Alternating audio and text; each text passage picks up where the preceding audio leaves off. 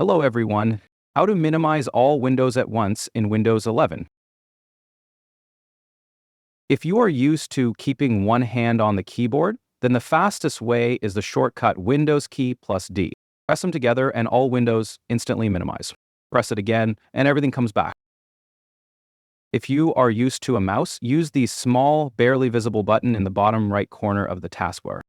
Click it once to show the desktop and click again to restore your windows. If you use both hands on the keyboard, use shortcut Windows key plus M to minimize all windows.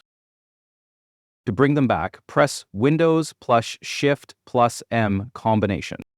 And one more thing, if you see all open windows at once like this, click Windows key plus Tab, and the same for returning to normal view. And that's it. I hope this helps. Thank you for watching. Please subscribe and see you next time.